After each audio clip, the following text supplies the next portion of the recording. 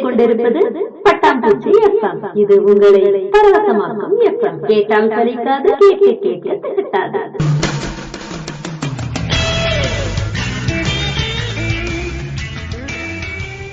வணக்கம் நேயர்களே, நீங்கள் கேட்டுக்கொண்டிருப்பது பட்டாம்பூச்சி எஃப்எம்.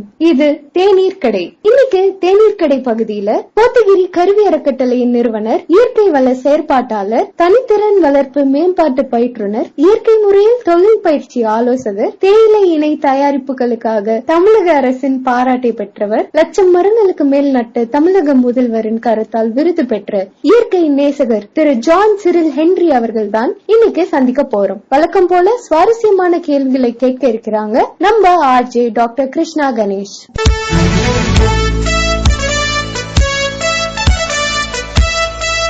அன்பு பட்டாம்பூச்சி எஃப்எம் நேயர்களுக்கு வணக்கம். நான் உங்கள் கிருஷ்ணா கணேஷ். இன்னைக்கு நாம சந்திக்க போற ஆளுமை யாருன்னு பாத்தீங்கன்னா, நீலகிரி மாவட்டம் கோத்தகிரியை சேர்ந்தவரும் பல்வேறு விருதுகளுக்கு சொந்தக்காரருமான தனித்திறன் மேம்பாட்டு பயிற்றுனர், கருவி அறக்கட்டளையோட நிறுவனர் ஜான் சிரில் ஹென்றி அவங்களதான். வாங்க சந்திக்கலாம்.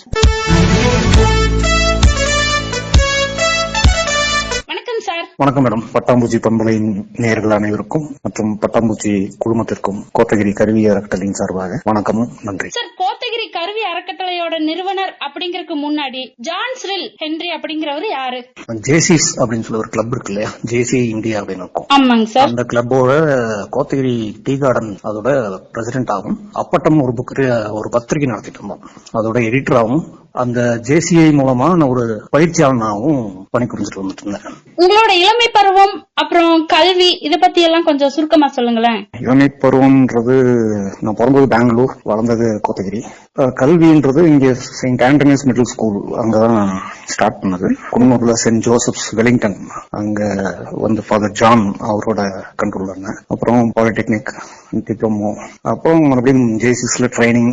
அந்த மேடை பேச்சு கொஞ்சம் சரளமா வந்ததுனால, ட்ரைனிங் ஏரியா நல்லா பிடிச்சதுனால அதுல அப்படியே போயிட்டோம். அப்புறம் அதுல ட்ரைனிங்ல சாதிக்கணும் அப்படின்ற ஒரு வெறி இருந்தது. ஸோ அதுல ஒரு சான்ஸ் கிடைச்சது. திருநெல்வேலி மாவட்டத்துல சுரண்டைன்ற ஊர்ல வேலை செய்யறதுக்கான ஒரு வாய்ப்பு கிடைச்சது. அன்பார்ச்சுனேட்லி அங்க போகும்போது எப்படின்னா, அது பிளேஸ்மெண்ட் ஒர்க் ஷாப். ரொம்ப ஒரு ரூரலான ஒரு பிளேஸ். அங்க இருக்கிற ஸ்டூடெண்ட்ஸுக்கு வந்து பெங்களூர்லயும் சென்னையிலயும் பிளேஸ்மெண்ட் போடும்போது அவங்களுக்கு கார்பரேட்னா என்னன்னு தெரியல. வெளியே ஐடி கம்பெனி எல்லாம் எப்படி இருக்கும் அப்படின்ற மாதிரி ஒரு விஷயமே அவங்களுக்கு புரியல. சரி, அவங்களுக்கு அந்த சப்ஜெக்ட பேசுறதுக்காக டெய்லி ஒரு குட்டி குட்டி கதை சொல்ல வேண்டியதாயிருச்சு. சரிங்க சார். அவங்களுக்கு தெரிஞ்ச விஷயங்களை வச்சு அப்படியே பேச வேண்டியதாயிருச்சு. ஒரு நாய், அதை வச்சு ஒரு கதை சொல்லணும். வீட்டுல காபி தூளை வச்சு ஒரு கதை சொல்லணும். சர்க்கரை, உப்பு, இப்படி எல்லாம் சொல்லி சொல்லி சொல்லி சொல்லி இந்த கதையெல்லாம் வந்து ரொம்ப இன்ஸ்பிரேஷன் ஆனதுனால சொன்ன கதைங்களை அப்படியே வச்சு ஒரு புக்கு எழுதுங்க. அது அந்த புக்கு பேர் வந்து படித்தவுடன் கிழித்து விடும். ஒரு பேஜ்ல ஒரு கதை தான் இருக்கும், ஆனா அது உங்களை மறுபடியும் திங்க் பண்ண வைக்கும். சொல்யூஷன் வந்து நான் சொல்லிருக்க மாட்டேன், அதை நீங்க தான் எடுத்துக்கணும். இப்போ டைட்டானிக் அப்படின்னா அது வந்து ஒரு கப்பலை பத்தி யாருமே பேசிக்க மாட்டாங்க. அதுல இருக்கிற ஜாக், ரோஸ் இவங்களை பத்தி பேசியிருப்பாங்க. நம்ம ஃபுல்லா அந்த கப்பலை பத்தியே பேசியிருப்போம். முடிவுல வந்து இந்த கப்பல் எங்க போகணும்ன்றது அவங்க முடிவு பண்றதுதான் அந்த ஏன் அது போகல அப்படின்ற ஒரு விஷயமும் இந்த மாதிரியான சப்ஜெக்ட் தான் அதுல இருக்கும். அந்த புக் நல்லா ஹிட் அடிச்சது. அதுக்கப்புறம் திருப்பி ட்ரைனிங்லயே தான் இருந்தேன். நான் கொஞ்ச நாள், ரொம்ப நாள் ட்ரைனிங்ல இருந்தேன். அப்போ திருநெல்வேலியில ஒரு காலேஜ்ல ஒரு ஸ்டூடெண்ட் என்கிட்ட சேலஞ்ச் பண்ணதுனால நான் திரும்ப கோத்தகிரி வர வேண்டியதாயிடுச்சு. சிறப்பு சிறப்புங்க சார். இந்த மாதிரி போயிட்டு இருந்த பயணத்துல உங்களுக்கு இயற்கை மீதான பாசம் எப்ப இருந்து தொடங்குச்சு, அத பத்தி கொஞ்சம் சொல்லுங்க. அதுதான், அந்த திருநெல்வேலியில அந்த ஸ்டூடெண்ட் கிட்ட நான் சொல்றேன், வேலைக்கு போறதெல்லாம் வேலைக்கு ஆகாது, தொழில் ஸ்டார்ட் பண்ணுங்க அப்படின்ற மாதிரி ஒரு விஷயம் சொல்றேன். சார் சொல்றது ஈஸி, நீங்க ஏதாவது செஞ்சு காமிங்கன்னு சொல்லிட்டு அப்படி நான் திரும்ப கோத்தகிரி வந்துட்டேன். அத்தனை பேர் முன்னாடி என்ன சேலஞ்ச் பண்ணது எனக்கு ஒரு மாதிரி கேள்விக்குள்ள நிறைய வந்துச்சு. ஆமா, இல்ல நம்ம நிறைய சொல்றோம், நம்ம ஏதாவது செஞ்சிருக்கோம்னு திரும்பி பார்த்தா ஒண்ணும் இல்ல. அப்ப திரும்பி கோத்தகிரி வந்து மறுபடியும் இங்க தேடி தேடி பாக்குறேன், ஏதாவது ஒரு ஐடியா புதுசா ஒரு டெவலப் பண்ணலாம் அப்படின்னாலும் தேடி தேடி பாக்குறேன். எனக்கு கிடைச்ச ரா மெட்டீரியல் வந்து டீ மட்டும் தான் கிடைச்சு. சரிங்க சார். அப்போ டீயை பத்தி தேடும் போது 200 வருஷமா டீயாவே இருக்கு. அதுல இருந்து பை ப்ராடக்ட்ஸே வரல. பை ப்ராடக்ட் நீங்க சொல்றதெல்லாம் என்னன்னு பாத்தீங்கன்னா, ஒரு டீ தூள் கூட மசாலா கொஞ்சம் கலந்துட்டு மசாலா டீ, அது கூட கொஞ்சம் முருங்கை இலை போட்டு இது முருங்கை டீ, சாக்லேட் கொஞ்சம் போட்டுட்டு சாக்லேட் டீ, இப்படிதான் சொல்றாங்களே தவிர மத்தபடி அது வேற ஒரு பொருளா மாறின மாதிரியே தெரியல. அதுக்கப்புறம் இங்க இருக்கிற டீ போர்டு, டேன்டி, இன்கோ இங்கெல்லாம் போய் தேடுறேன். அங்கெல்லாம் R&Dன்னு ஒரு டிபார்ட்மெண்டே காணும், ரிசர்ச் அண்ட் டெவலப்மெண்ட் ஒன்னு காணவே காணும். யார்கிட்ட கேட்டாலும் யாருமே தெளிவா பதில் சொல்லு. இங்க இருக்கிற ஆபீசர்லாம் எங்க போய் டீ பத்தி படிச்சுட்டு வந்தீங்கன்னு கேட்டா அதுக்கும் தெளிவான பதில் இல்லை. இங்க இருக்கிற ஆபீசர்ஸ்க்கும் டீக்கும் சம்பந்தமே இல்லை. இங்க போஸ்ட் ஆகி டீ வந்து இந்த 3 இன்ஸ்டிடியூஷன் சொன்னோம் இல்லையா, டீ போர்டு, டேன்டி, இன்கோ, இவங்களுக்கு வேலையே வந்து சப்சிடி கொடுக்கறது தான். அதுல அடுத்த கட்ட நடவடிக்கை என்ன அப்படின்றது யாருமே யோசிக்கல. இப்ப நான் என் பையன் வந்து டீயை பத்தி படிக்கணும்னா எந்த காலேஜ்ல சேர்த்தணும்னு கேட்டா அதுக்கும் பதில் இல்லை. அப்பதான் இந்த டீயை புடிச்சு கொஞ்சம் ஏதாவது பண்ணி பார்ப்போம் அப்படின்ற ஒரு விஷயத்துலதான் அதை அரைச்சு பார்த்தது, அதை பவுடர் பண்ணி பார்த்தது, அதை டிஃப்யூஸ் பண்ணி பார்த்தது, இதெல்லாம் பண்ணி பார்க்கும்போது தான் அன்பார்ச்சுனேட்லி இதை வந்து சாக்லேட் கூட மிக்ஸ் பண்ணா என்ன ஆகும்னு சொல்லி பார்க்கும்போது தான் டீ சாக்லேட் வந்தது. சரிங்க சார். அதே மாதிரிதான் டீ ஐஸ்கிரீம் வந்தது, டீ பிஸ்கட்ஸ் வந்தது, டீ ஒயின் வந்தது. சோ இதுல இன்னும் ரிசர்ச் பண்ண வேண்டிய ஏரியா நிறைய இருக்கு. அந்த மாதிரி ஒரு விஷயம் தான் அது. அப்ப உங்க டீ சாக்லேட் வந்து சாப்பிட்டா டீ சாப்பிட்ட மாதிரி இருக்குங்களா? டீ பிளேவர் இருக்கும். ஓ சரி சரி சரிங்க. அப்ப நீங்க ஒரு தொழில் முனைவோரா இருந்ததுக்கும் இப்ப நீங்க தொழில் முனைவு பயிற்றுனரா இருக்கிறதுக்கும் என்ன வித்தியாசம்னு உணர்றீங்க? இந்த ஆக்சுவலா நான் தொழில் முனைவோரா ஆனது காரணம் அந்த பையன் தான். அந்த பையனோட பேர் கூட எனக்கு ஞாபகம் இல்லை. அவன் சொல்லிட்டானேன்றதுக்காக பண்ண வேண்டியதாயிடுச்சு. இதை வந்து எல்லா இடத்துக்கும் எடுத்துட்டு போகணும். இந்த மாதிரி ஐடியாஸ் வந்து ஸ்டூடெண்ட்ஸ் கிட்ட நிறைய இருக்கும். எனக்கு வந்து சந்தோஷம் எதுன்னு கேட்டா நான் டீச் பண்றதுல தான் இருக்கு. எனக்கு தொழில் பண்றதுல எனக்கு ஐடியாவே இல்லை. அவங்களுக்கு சொல்லிக் கொடுக்கறதுலயும் அவங்களை கைட் பண்றதுலயும் தான் எனக்கு ஐடியா நிறைய இருக்கு. ஏன்னா இந்த மாதிரி ஐடியாவோடய சுத்திட்டு இருக்காங்க. இந்த ஐடியாவை எங்க கொண்டு போய் எக்ஸ்ப்ளோர் பண்ணி பார்க்கணுன்றதுக்கான ஸ்பேஸ் கிடையாது யார்ட்டையும். எல்லா காலேஜ்லயும் பிளேஸ்மெண்ட் செல்லுன்னு ஒன்று இருக்கு. இந்த மாதிரி ஒரு லேப் செட்டப்போ இல்லாம ஏதாவது செஞ்சு பார்க்கணும்னாலோ அந்த மாதிரி ஒரு ஸ்பேஸ் எங்கேயுமே இல்லை. அந்த ஸ்பேஸ் தான் நான் கிரியேட் பண்ணணும்னு நினைக்கிறேன். என்கிட்ட ஒரு ஐடியா இருக்கு அப்படின்னு சொல்லி ஸ்டூடெண்ட் பண்ணான்னா தப்போ சரியா செஞ்சு பார்த்தா தானே தெரியும். ஒரு டைம் தப்பாயிடுச்சுன்றதுக்காக விட்டுட்டு ஓட முடியாது. இந்த சாக்லேட்டே ஒரு 10 டைம் ட்ரை பண்ணி தான் வந்தது. கண்டிப்பா கண்டிப்பாங்க. தமிழக முதல்வர் கிட்ட நீங்க விருது வாங்கினதா கேள்விப்பட்டோம். அது என்ன விருது, எப்ப கொடுத்தாங்க, எதுக்காக கொடுத்தாங்கன்னு நம்ம நேயர்களுக்கும் தெரியட்டுமே, கொஞ்சம் சொல்லுங்க. இப்போ நாங்க வந்து இதுக்கு முன்னாடி வந்து கருவி அறக்கட்டளை வந்து சால்ட்ன்ற பேர்ல தான் இயங்கிட்டு இருந்தது. ஸ்கில்லிங் அண்ட் லேர்னிங் டுகெதர் அப்படின்ற பேர்ல தான் ஒரு அகாடமியா வச்சிருந்தேன். சரிங்க சார். அப்ப நாகர்கோவில்ல ஒருத்தர் மீட் பண்ணேன். அவரு தான் சொன்னாரு, இது வந்து பெரிய பெரிய ஐடியாவா இருக்கு, நீங்க வந்து பெஸ்ட் ஒரு அறக்கட்டளை ஆரம்பிச்சுங்க, பின்னாடி ஸ்கூலாவோ காலேஜாவோ இது மாறும்னு சொல்லி அவர் தான் எனக்கு மாத்தி கொடுத்தாரு. அதுக்கப்புறம் தான் அது தமிழ்ல வேணும், சால்ட்ன்ற பேர்ல வேணும், அது கருவின்ற பேர்ல வேணும் அப்படின்னு சொல்லி கருவின்னு பேர் வச்சு எடுத்துட்டு வந்தோம். இப்பதான் கருவி அப்படிங்கறதோட அர்த்தமே புரியுதுங்க சார். ஆமா, கருவின்னு வச்சுட்டோமே தவிர எங்க கையில காசு இல்ல. காலேஜ் கட்டுற அளவுக்கோ இல்ல அவ்வளவு பெரிய பில்டிங் கட்டுற அளவுக்கோ ஸ்கூல் கட்டுற அளவுக்கோ நம்ம கிட்ட பணம் இல்ல. ஆனா ட்ரஸ்ட்னு வந்ததுக்கு அப்புறம் ஆக்டிவிட்டி காமிக்கணும், ஏதாவது பண்ணிட்டே இருக்கணும்ன்றதுனால we started planting trees. இதுல இன்னொரு விஷயம் என்னன்னா, ட்ரைனிங் பண்ண அத்தனை பேருக்கும் வேலை கொடுக்குற ஒரு இண்டஸ்ட்ரி எதுன்னு தேட ஆரம்பிச்சேன். சரிங்க, எல்லாருக்குமே வேலை இருக்கணும் அப்படின்ற மாதிரி ஒரு இண்டஸ்ட்ரி தேட ஆரம்பிச்ச போது தான் அது காடு, அங்கதான் எல்லாருக்கும் வேலை கிடைக்கும்ன்ற மாதிரி ஒரு விஷயம் எனக்கு புலப்பட்டது. அந்த காடு இல்ல அப்படின்னு சொன்னா நம்ம யாருமே இங்க இல்லன்றதுதான் நிதர்சனமான உண்மை. இப்போதான் இந்த மரங்களை வந்து மீட்டெடுக்கிறது அப்படின்ற மாதிரி ஒரு விஷயம் பண்ணி நீலகிரியில இருந்த சோலா ஸ்பீசிஸ் எல்லாம் தேடி கண்டுபிடிச்சு திரும்ப நட ஆரம்பிச்சோம். கிட்டத்தட்ட 1,00,000 மரம் தாண்டிட்டோம். அந்த அப்போதான் 2022 தமிழ்நாட்டு அரசனுடைய பசுமை முதன்மையாளர் விருது கிடைச்சது. அந்த அவார்டு வந்து என்னை இன்னும் மேலும் ஊக்கப்படுத்துச்சு. அதுக்கப்புறம் 2023 அந்த அவார்டுக்கு நான் அப்ளை பண்ணிருந்தேன். இந்த டைம் என்ன பண்ணிருந்தோம்னா, அந்த உங்களுக்கு உன்னி செடினா தெரியுமா, லேண்டனா கேமரான்னு சொல்லுவாங்க, அது ஒரு கலை செடி. அது அறுக்க அது வந்துட்டே இருக்கும். பார்த்தினியா செடி சொல்றீங்களா? பார்த்தினியா மாதிரிதான் இதுவும் உன்னி செடி. உன்னி செடி கேள்விப்பட்டிருக்கேன் சார், கேள்விப்பட்டிருக்கேன். இந்த மலைப்பகுதிகள் எல்லாம் இருக்குங்களே, வெஸ்டர்ன் காட்ஸ் ஃபுல்லாவே அது இருக்கு. அதை எடுக்கணும். அதை எடுத்தாதான் வைல்ட் லைஃப்க்கு வெஜிடேஷன் பிரச்சனை எல்லாம் வராது. அப்போ இந்த மாதிரி ஒரு சிக்கல் இருக்கும்போது அந்த உன்னி செடியை வந்து எல்லாருமே வந்து பேம்பு மாதிரி யூஸ் பண்ணிருந்தாங்க. பேம்புனா பர்னிச்சர் செய்யறதுக்கு யூஸ் பண்ணிருந்தாங்க. ஃபர்ஸ்ட் டைம் 2023 இந்த உன்னி செடியை வந்து பிளைவுட்டா மாத்தணும், என்ன ஷேப்ல வேணுமோ அந்த ஷேப்ல பண்ணிக்கலான்ற மாதிரியான ஒரு விஷயம் கண்டுபிடிச்சு எடுத்துட்டு போய் அதை வச்சு அப்ளை பண்ணேன். ஆனா அங்க நடக்கிற பாலிடிக்ஸ்ல இந்த வருஷம் அவார்டு எனக்கு கொடுக்கல. அவங்க எப்படி பண்ணிட்டாங்கன்னா, அப்ளையே பண்ணாத ஒருத்தருக்கு தூக்கி கொடுத்தாங்க. அது சம்பந்தமா இப்ப மறுபடியும் கோர்ட்டு கேஸ் ஓடிட்டு இருக்கிறோம். அதாவது இந்த விருது வாங்குற நோக்கம் என்னன்னா, இந்த விஷயத்த நாங்க பண்ணோம், அந்த வருஷத்துல பண்ணோன்றதுக்கான ரெக்கார்டு வைக்கணும்ன்றதுக்காக பண்றேன். ஒவ்வொன்றுக்கும் போய் பேட்டர்ன் வாங்க முடியாது எனக்கு, அவ்வளவு பணம் இல்ல. அதனால கவர்மெண்ட் சைட்ல ஒரு ரெக்கார்டு வைக்கணுமேன்றதுக்காக தான் இந்த விருதுக்கெல்லாம் அப்ளை பண்றது. நாட் லைக் அவார்டு வாங்கிக்கணும் அப்படிங்கிறதுக்காக இல்ல, இந்த ரெக்கார்டு வந்து நம்ம பண்ணிட்டோம் அப்படிங்கிறது. ஏன்னா உன்னிச்செடியை வந்து இது வரைக்கும் யாரும் இதா யூஸ் பண்ண மாதிரி தெரியல. வேலி மாதிரி தான் யூஸ் பண்ணிட்டு இருக்காங்க இல்லைங்களா? ஆமா ஆமா. இப்ப இத பலகையா மாத்தினா இங்க இருக்கிற மலைவாழ் மக்களுக்கும் மாணவர்களுக்கும் இல்ல புதுசா தொழில் முனைவோருக்கும் இந்த மரத்தை அறுக்கிறதுக்கு பதிலா இந்த உண்ணி செடி அறுத்தா போதுன்ற மாதிரியான ஒரு விஷயம். அவ்வளவு பெரிய மரத்தை அறக்க வேண்டாம், இந்த உண்ணி செடியிலேயே இவ்வளவு பண்ண முடியும். நீங்க டேபிள், கட்டில், சேர், டீபாயில இருந்து எல்லா இன்டீரியர் டெக்கரேஷன் வரைக்கும் அந்த செடியிலேயே பண்ணிட முடியும். ஸோ இதுக்கான ஃபண்டிங்காக தான் அங்கேயும் இங்கேயும் அலைஞ்சிட்டு இருக்கோம். சரிங்க சார். கருவி அறக்கட்டளைய உருவாக்குற எண்ணம் வந்ததை பத்தி சொன்னீங்க. கருவி அறக்கட்டளையோட சாதனைகளும் செயல்பாடுகளும் அதை பத்தி சொல்லுங்க. அதுதான், அந்த கருவி அறக்கட்டளை இது வரைக்கும் நிறைய ட்ரைனிங் ப்ரோக்ராம் பண்ணிருக்கு. மாணவர்களுக்கு ஒரு உந்து சக்தியா இருந்திருக்குது. அவங்க கிட்ட இருக்கிற ஐடியாவை ரெஜிஸ்டர் பண்ணணும்னு பாக்குது. அதை ஒரு டாக்குமெண்டா கொண்டு வரணும்னு பாக்குது. ஃபியூச்சர்ல இது பெரிய பெரிய பில்டிங் வச்சு ஒரு கட்டடம் கட்டி காலேஜ் ஆகுமான்னு கேட்டா என்னோட ஐடியா அது இல்ல. ஒரு சின்ன ரூமா இருந்தாலுமே அங்க படிக்கிற ஒரு 20 பேரா 30 பேரா அவங்களோட ஐடியாவை கரெக்டா எக்ஸ்ப்ளோர் பண்ணி அதை பிராக்டிக்கலா லைன் கொண்டு அதன் மூலமா ஒரு 10 பேருக்கு வேலை கொடுத்தாங்கன்னா அது இட் வில் பி சந்தோஷமா இருக்கும். இதுதான் ஃபியூச்சர்ல நாங்க நினைச்சிட்டு இருக்கிறது. ஒரு சின்ன செட்டப்ல ஒரு லேப் செட்டப் வேணும். அந்த லேப்ல இப்போ ஃபார் எக்ஸாம்பிள் ஒரு புது என்ஜின் வந்திருக்கு, அந்த என்ஜினை பிரிச்சு பார்க்கணும் அப்படின்னு ஒரு மெக்கானிக்கல் ஸ்டூடெண்ட் ஆசைப்பட்டாலும் அந்த என்ஜினை கொண்டு வர வச்சு அதை பிரிச்சு பார்த்து அதை மறுபடியும் அதை மேம்படுத்துறதுக்கான விஷயங்களை அவங்க கிட்ட இருந்துச்சுன்னா அதை ஐடியாவை டெவலப் பண்ணி அதை ரெஜிஸ்டர் பண்றதுதான் என்னோட விஷயமா இருக்கும். இதே மாதிரி ஒரு டிபார்ட்மெண்ட் சொல்றேன். புரியுதுங்க சார். அதாவது விதைய நாங்க போட்டு வைக்கிறோம், தக்க சூழல் வந்ததுன்னா வளரட்டும் அப்படிங்கிற மாதிரி இல்லைங்களா? ஆமா ஆமா. வாகான இடத்துல எல்லாம் விதைய நட்டு வைக்கிறோம், அந்த மாதிரியான மென்டாலிட்டி இல்லைங்களா? ஆமா ஆமா. இயற்கை முறையில தொழிற்பயிற்சி தரீங்கன்னு சொல்றாங்க இல்லைங்களா? அது என்ன மாதிரின்னு கொஞ்சம் விளக்கமா சொல்லுங்க.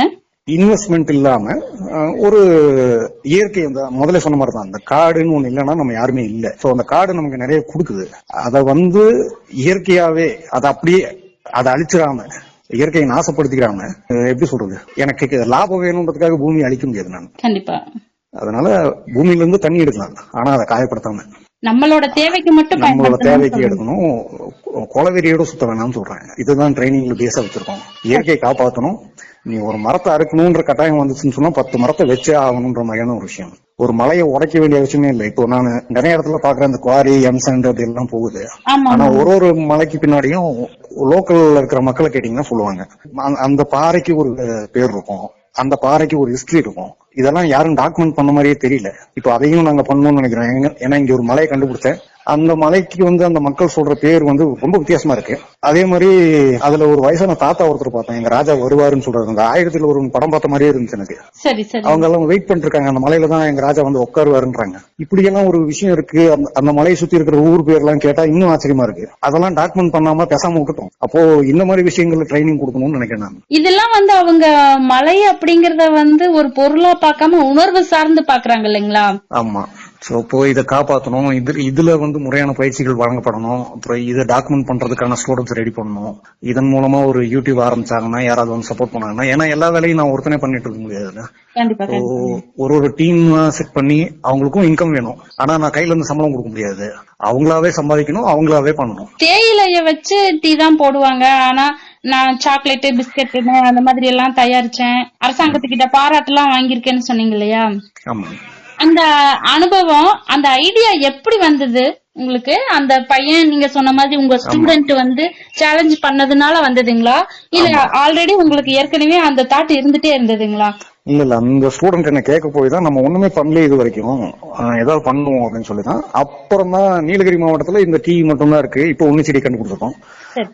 இப்போ ஒரு மாவட்டத்திலும் இப்போ உட்கார்ந்து அங்க இருக்கிற இயற்கை சார்ந்த ஹிட்டனா மறைக்கப்பட்ட விஷயங்கள் எவ்வளவு தூரம் இழந்திருக்கிறோம் அப்படின்ற மாதிரி ஒரு விஷயம். இப்போ கன்னியாகுமரி போய் உட்காந்தோம்னா கன்னியாகுமரியில இயற்கையா என்ன கிடைக்குதுன்னா, அங்க தென்னை மரம் கிடைக்கும். தென்னை மரத்தை வச்சுட்டு என்ன பண்ணலாம்னு பாக்கணும். இது எல்லாத்துக்குமே ஒரு R&D தேவைப்படுது.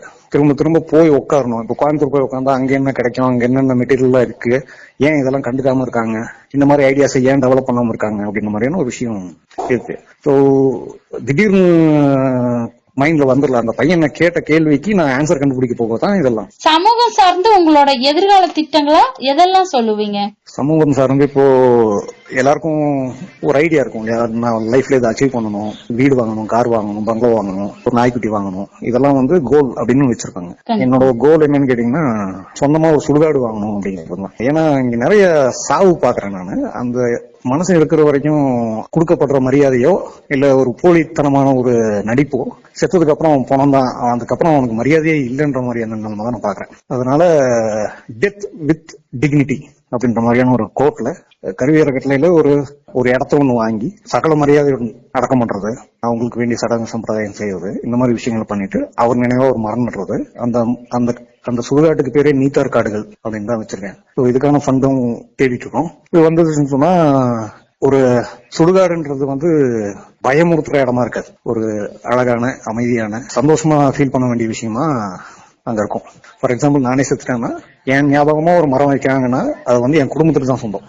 அந்த மரத்தை வெட்டாம பாக்குறது அவங்க வேலை. வெட்டணும் தேவை ஏற்பட்டா அது அவங்க தான் வெட்டிக்கணும், அது குடும்பத்துக்கு தான் போகணும். மறுபடியும் அந்த வீட்டுல கதவாவோ ஜன்னலாவோ கட்டிலாவோ சேராவோ ஏதாவது இருந்துட்டு போலாம், என் குடும்பத்துக்கு சொந்தம். அந்த மாதிரி ஒரு கான்செப்ட்ல அவங்க பேர்லயே அந்த மரத்தை போட்டு கொடுத்துறது அப்படின்னு முடிவு பண்ணி வச்சு இதுக்கான விஷயங்கள் அடுத்த வாரம் பேச ஆரம்பிக்கிறோம். சொந்தமா ஒரு சுடுகாடுன்றது நிறைய டெத்தை பார்த்ததுக்கு அப்புறம் இப்படி ஒரு முடிவுக்கு வந்திருக்கும். சார், இப்ப நீங்க வந்து சொந்தமா ஒரு சுடுகாடு அப்படின்னு நீங்க சொல்லவும் எனக்கு என்ன தோணுது அப்படின்னா, மக்கள் தொகை பெருகிருச்சு, புதைக்கிறதுக்கே வந்து இடம் பத்தல, அதனால இப்ப எரிச்சிட்டு இருக்காங்க.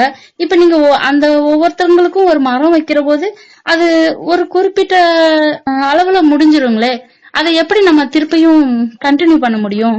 நான் இருக்கிற கோத்தகிரில மட்டும் எத்தனை சுடுகாடு இருக்குன்னு யாருக்கும் தெரியாது. ஒரு 32 இருக்கும். சரிங்க. சும்மா லோக்கல்ல மட்டும் சொல்றேன். நீலகிரி ஃபுல்லா எடுத்துக்கிட்டா அவ்வளவு இருக்கும். இது மேல ஏன் ஐடியா வந்ததுன்னு சொன்னா, கொரோனா டைம்ல நாங்க ஒரு ஆம்புலன்ஸ் சர்வீஸ் வச்சிருந்தோம். அப்போ அந்த டைம்ல தான் மனிதர்கள் இறந்த பின்பு எவ்வளவு தர குறைவாக நடத்தப்படுகிறார்கள் அப்படின்னு கண்டுபிடிச்சோம். அப்போ இந்த சுடுகாடை பத்தி எல்லாம் தேடும் போது ஒரு சுடுகாடும் மெயின்டெனன்ஸ் இல்லாம இருக்கு. அது என்னமோ காலை கடன் கழிப்பதற்கான ஒரு இடம், அங்க நைட்ல சமூக விரோதிகளின் பயன்பாடு, அப்புறம் அது வந்து ஒரு மரியாதையே இல்லாத ஒரு இடமா தான் இருக்கு. அதுக்கான டிக்னிட்டியை கொடுக்கணும்னு நினைச்சோம். அப்புறம் தான் அந்த சுடுகாடெல்லாம் தேட ஆரம்பிக்கும். Very interesting. அது ஊட்டிலெல்லாம் போய் தேடும் போது தான் பெரிய பெரிய விஐபி, அந்த ஃபாரினர்ஸ், பிரிட்டிஷ் பீரியட்ல வந்தவங்க இதெல்லாம் அங்க இருக்கு. அதுல அந்த கல்றையில எழுதி இருக்கு. சிமெட்ரி டூரிசம்னே ஒண்ணு பண்ணலாம், சுடுகாட்டு சுற்றுலானே ஒண்ணு பண்ணலாம்ன்ற மாதிரியே ஒரு ஐடியா வந்துச்சு. இவ்வளவு ஹிஸ்டரி இந்த சுடுகாட்டுக்குள்ள இருக்கு. ஒருத்தருக்கும் ஒரு ஹிஸ்டரி இருக்கு. அந்த ஹிஸ்டரியை எழுதி வச்சுட்டு போனதை நம்ம படிக்கவே இல்லை. அப்போ எல்லா இடத்துலயும் தேடும் போது இது எப்படி விரிவாக்கம் பண்றதுன்றதுனா ஒரு இடத்துக்கும் சுடுகாடு தேவை. எப்படி வந்து கழிப்பறை ரொம்ப முக்கியமோ அதே மாதிரிதான் ஒரு இடத்துக்கும் சுடுகாடு தேவை. நம்ம இந்த இடத்துல ஒரு 2 ஏக்கர்ல ஸ்டார்ட் பண்றோம், தேவைப்பட்ட அடுத்த 2 ஏக்கர் வேற எங்கேயாவது வாங்குவோம். ஏற்கனவே இருக்கிற சுடுகாட்டை மெயின்டைன் பண்றதுக்கும் இதுக்கும் என்ன வித்தியாசம் நீங்க நினைக்கிறீங்க? ஏற்கனவே இருக்கிற சுடுகாட்டுல ஏகப்பட்ட பிரச்சனை இருக்கு. அது ஒருத்தர் கண்ட்ரோல்ல இருக்கு, இல்ல ஒரு சர்ச் கண்ட்ரோல்ல இருக்கு. அந்த டைம்ல தான் கிளீன் பண்ணி ஒரு பூஜையை போட்டு போயிடுறாங்க. இல்ல மத்த சுடுகாடு எல்லாம் பாத்தீங்கன்னா ஏகப்பட்ட கம்யூனிட்டிஸ் உள்ள இருக்கு. ஒரு கம்யூனிட்டிக்கும் ஒரு பிரச்சனை இருக்கு. அதுல நம்ம கை வச்சோம்னு சொன்னா இதெல்லாம் எங்களுக்கு நீங்க தொடாதீங்க, நீங்க வராதீங்க, நீங்க போகாதீங்க, இந்த மாதிரி பிரச்சனை எல்லாம் இருக்கிறதுனாலதான் நம்ம புதுசாவே ஆரம்பிப்போம் அப்படின்ற மாதிரி இருக்கு. சுடுகாடுன்றது ஒரு சேவை மாதிரி உங்களுக்கு தெரியும். பட் இதுக்குள்ள இருக்கிற பிசினஸ் அனலைஸ் பண்ணி பாருங்க. ஒருத்தர் இறந்துட்டாருன்னு சொன்னா அவருக்கான சடங்கு சம்பிரதாயம் செய்யறதுக்கு ஆட்கள் தேவைப்படுது. அதுக்கு ஒரு பணம் தேவைப்படுது. ஃப்ரீசர் பாக்ஸ் போடுறதுல இருந்து மாலை மரியாதை பண்றது, கேண்டில், இல்ல விளக்கு, கோழி அறுக்கிறது, பாடை கட்டுறது, துணி வாங்குறது, குழி எடுக்கிறது, இவ்வளவு மேன் பவர் இருக்கு. அந்த நேரத்துலதான் குழி எடுக்கிறவன் கிடைக்க மாட்டான். அந்த நேரத்துலதான் அவன் ஒரு ரேட் சொல்லுவான். அந்த நேரத்துல அங்க உட்காந்து பேரம் பேசிட்டு இருக்க முடியாது. இது எல்லாத்தையுமே பிக்ஸ் பண்ணி ஒரு விஷயம் பண்ணா ஒரு பேக்கேஜ் அப்படி பண்ணிடலாம். அப்படி பண்ணாலுமே இது பண்றதுக்கு ஒரு டீம் நம்ம கையில இருக்கணும். கண்டிப்பா அந்த டீம் வந்து உள்ள இறங்குச்சுன்னு சொன்னா எல்லா வேலையும் அவங்களே பார்த்து கொடுத்துட்டு இந்த மாதிரி டெத் சர்டிபிகேட் வாங்கி கையில கொடுக்குற வரைக்கும் அந்த டீமோட வேலையா இருக்கும். அப்படிங்கப்பா. என்ன நிறைய போஸ்ட்மார்ட்டம் பாக்குறேன். முகம் தெரியாத, அடையாளம் தெரியாத நபர்கள்லாம் புதைக்கும் போதெல்லாம் நமக்கு என்ன, எப்படி இருந்தாலும் அவங்க மனுஷன் தானே. அவங்க என்ன ஜாதி, என்ன மதம், இந்த மாதிரி இதுவும் தெரியாது. ஆனா 19 ஒரு சடங்காவது செய்யணும்ல. சரிங்க சார், உங்களோட அந்த சமூக சிந்தனைக்கு ஒரு வாழ்த்துங்க சார். நன்றிங்க. இன்றைய இளைஞருக்கு நீங்க சொல்ல நினைக்கிற முக்கியமான அறிவுரைன்னு ஏதாவது சொல்லுங்க. முக்கியமான அறிவுரைனா ரொம்ப பெருசா அட்வைஸ் கொடுக்குற அளவுக்கு எல்லாம் நான் இல்லைங்க. முடிஞ்ச வரைக்கும் இயற்கையை பாதுகாத்துங்க. இயற்கைன்றது வெறும் மரம் நடுறது மட்டும் இல்ல, மரத்தை காப்பாத்துறது மட்டும் இல்ல, மலையை காப்பாத்துறது, மண்ணை காப்பாத்துறது, வன விலங்குகளை காப்பாத்துறது, ரொம்ப முக்கியமா தண்ணியை காப்பாத்துறது. ஏன்னா எல்லா தொழிலுக்கும் வந்து ரொம்ப பேஸ் வந்து தண்ணி தான், ரா மெட்டீரியல் தண்ணி தான். தண்ணி இல்லாம நீங்க இந்த உலகத்தை நினைச்சு பாருங்க. நீங்க பால் வச்சிருக்கீங்கன்றதுக்காக பால்ல டம்ளர் கழுவி பால்ல டீ போட்டு கொடுக்க முடியாது. தண்ணியில கழுவிதான் நீங்க டீ போட்டு கொடுக்க முடியும். அன்பார்ச்சுனேட்லி இன்னைக்கு தண்ணியோட ரேட்டும் பாலோட ரேட்டும் என்னன்னு யோசிச்சு பாருங்க. தண்ணியை காப்பாற்ற வேண்டிய கட்டாயத்தில் வரும். இந்த தண்ணியை காப்பாற்றணும்னா நீங்க மழையை காப்பாற்றணும், புல்லை காப்பாற்றணும், செடியை காப்பாற்றணும், வன விலங்குகளை காப்பாற்றணும். இது எல்லாத்தையும் காப்பாத்தினாதான் நீங்க தண்ணியவே காப்பாற்ற முடியும். உண்மைதாங்க. இதைத்தான் சொல்ல விரும்புறேன். சோ தொழில் செய்யறது சம்பாதிக்கிறது மட்டும் முக்கியம் இல்ல, எல்லாருக்குமே ஒரு சமூக பொறுப்புணர்வு இருக்குன்னு நினைக்கிறேன். எல்லாருமே அதை உணர்ந்து செயல்பட்டா போறாங்க. யானை வந்துருச்சுன்னு துரத்துறாங்க, பூனை வந்துருச்சுன்னு துரத்துறாங்க. யானை ஏன் வந்துச்சுன்ற காரணத்தை பத்தி யோசிக்க மாட்டேங்கிறாங்க. கண்டிப்பாங்க. எல்லாமே மனுஷங்களும் சரி விலங்குகளும் சரி அதோட பெருக்கம் தான் இருக்குமே ஒழிய நிலம் அந்த அளவுக்கு விரியறது இல்லைங்க. அப்ப கொஞ்சம் இடங்கள் வரதானே செய்யும். அதுக்கான ஸ்பேஸ் நம்ம கொடுத்துருந்தோம்னா, இது ஒரு கட்டத்துக்கு மேல எப்படி ஆகுதுன்னா, ஆரம்பிக்கும் போது ஒரு கொள்கையோட ஆரம்பிக்கிறது தான். அதுக்கப்புறம் எனக்கு இன்னும் வேணும், எனக்கு இன்னும் வேணும், எனக்கு இன்னும் வேணும்னு போறதுனாலதான் இவ்வளவு பிரச்சனை. பேராசை இல்லைங்களா? பேராசை. மகிழ்ச்சிங்க சார். இவ்வளவு நேரம் நம்மளோட கேள்விகளுக்கு எல்லாம் சிறப்பா பொறுமையா தெளிவா பதில் சொன்ன உங்களுக்கு நன்றியும் வாழ்த்துக்களுங்க சார். Thank you madam. நன்றி. நேயர்களே, இதுவரை நீங்கள் கேட்டது பட்டாம்பூச்சி எஃப்எம் வழங்கிய தேநீர் கடை.